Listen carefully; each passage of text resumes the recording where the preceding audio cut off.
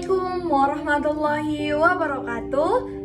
Hai, perkenalkan nama saya Melati Racimayu dengan NIM 0103212012. Saya berasal dari Prodi Pengembangan Masyarakat Islam B, Fakultas Dakwah dan Komunikasi. Di sini saya ingin memaparkan hasil dari tugas saya untuk memenuhi mata kuliah hadis tematik dengan dosen pengampu Babak Haji Muhammad Iqbal Abdul Muin LC4.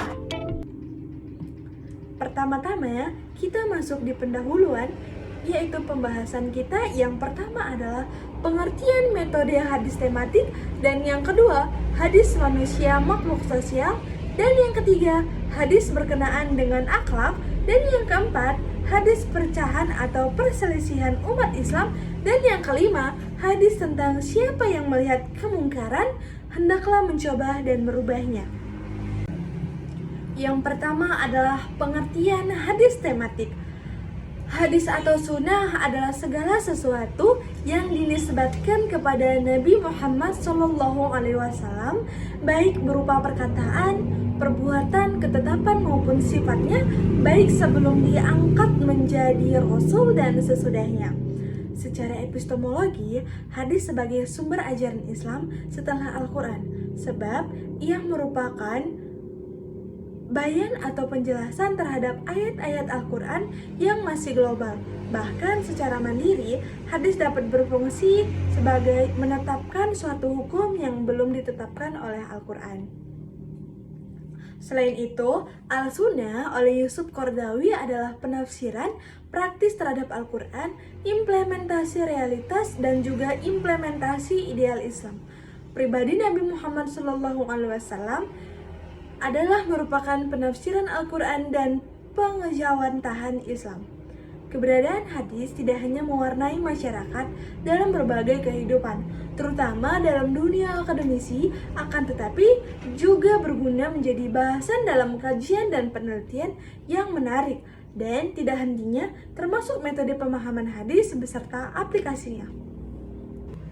Hadis secara harfiah berarti berbicara, perkataan, atau percakapan. Dalam terminologi Islam, istilah hadis berarti melaporkan, mencatat sebuah pernyataan dan tingkah laku dari Nabi Muhammad SAW.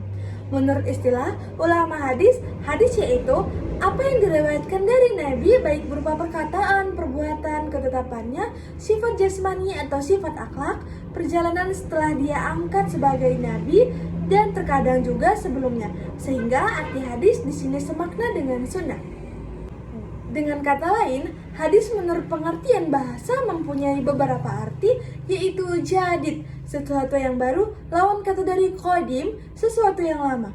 Qarib artinya dekat, lawan kata dari ba'if yaitu jauh, dan khabar yang artinya berita, yaitu sesuatu yang diberitakan, diperbincangkan, dan dipindahkan dari seseorang kepada orang lain. Pembahasan yang ketiga.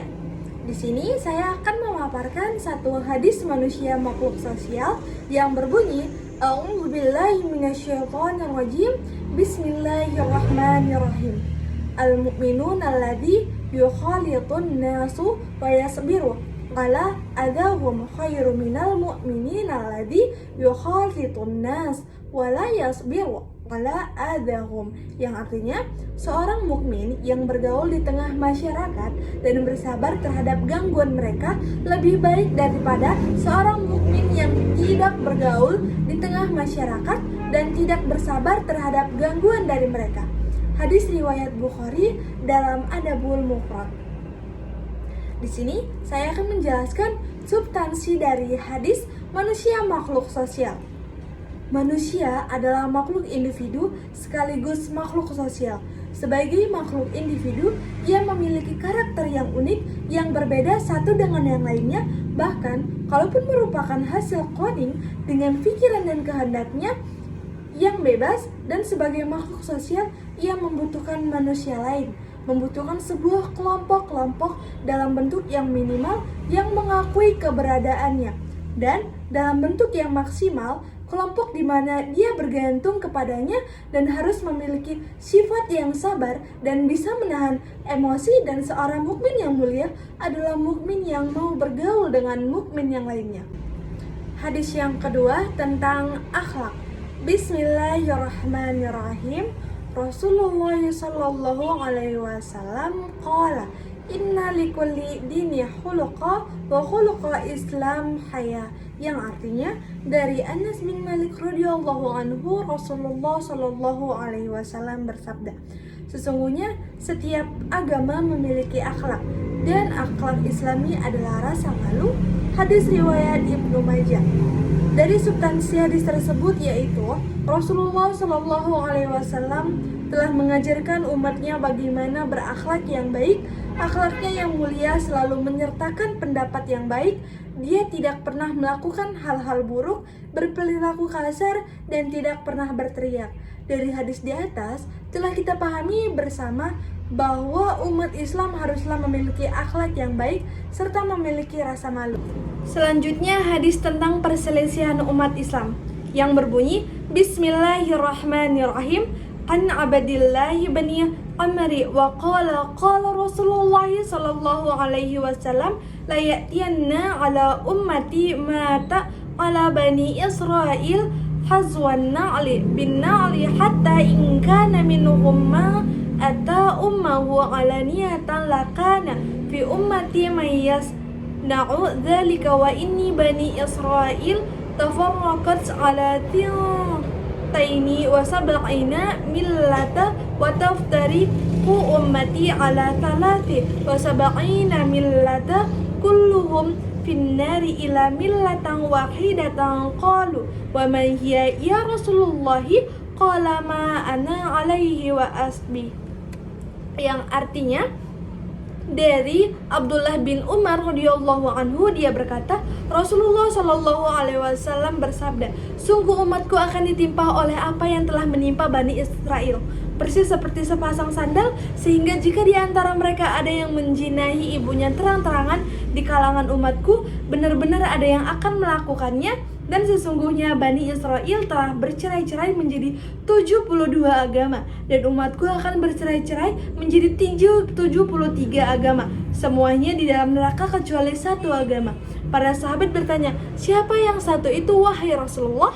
Beliau menjawab, apa yang saya dan para sahabatku berada di atasnya. Hadis sahih diriwayatkan oleh Tirmizi dan lainnya. Pada substansi hadis tersebut yaitu perselisihan di antara umat Islam ini benar-benar terjadi, bahkan telah dijelaskan oleh Al-Quran dan As-Sunnah, karena Allah Azza wa Jalla telah memberitakan bahwa umat-umat zaman dahulu telah berpecah-pecah sebagai firman-Nya, dan mereka ahli kitab tidak berpecah belah kecuali setelah datang pada mereka ilmu pengetahuan karena kedengkian di atas mereka. Surah Quran Asy-Syura Surah ke-42 ayat 14. Sementara Nabi SAW telah memberitakan bahwa sebagian umat ini pasti akan mengikuti perilaku umat-umat zaman dahulu, termasuk perbuatan mereka yang berselisih dan berpecah belah. Hadis selanjutnya yaitu hadis ciri-ciri orang yang munafik, yang berbunyi Bismillahirrahmanirrahim. Al-munafiqi thalathi idza hadatsana kadzaba wa idza wa'ada akhlafa wa idza utumina khan, yang artinya tanda-tanda orang munafik ada 3, yaitu ketika berbicara ia dusta, ketika berjanji ia mengingkari, dan yang ketiga ketika dia diberi amanah dia mengingkarinya. Pada substansi hadis tersebut, munafik termasuk sifat tercela. Al-Quran dan hadis bahkan menjelaskan secara khusus ciri-ciri orang yang munafik. Allah Subhanahu wa Ta'ala berfirman dalam Al-Quran menyebutkan orang munafik akan ditempatkan di neraka jahanam. Maka janganlah kamu dari orang-orang tersebut. Hadis selanjutnya yaitu tentang siapa yang melihat kemungkaran hendaklah merubahnya, yang berbunyi Bismillahirrahmanirrahim. Man ra'a minkum munkar afyukhair yaqul Rasulullah sallallahu alaihi wasallam sami'tu Rasulullah an Abi Sa'id Khudri radhiyallahu anhu qala biyadi fa illam yastati' fa bil sani fa illam yastati' rawahu Muslim. yang artinya dari Abu Sa'id Al-Khudri radhiyallahu anhu, ia berkata, aku mendengar Rasulullah Shallallahu alaihi wasallam bersabda, barang siapa dari kalian melihat kemungkaran, ubahlah dengan tangannya, jika tidak bisa, ubahlah dengan lisannya, jika tidak bisa, ingkarilah dengan hatinya, dan itu merupakan selemah-lemahnya iman. Hadis riwayat Muslim.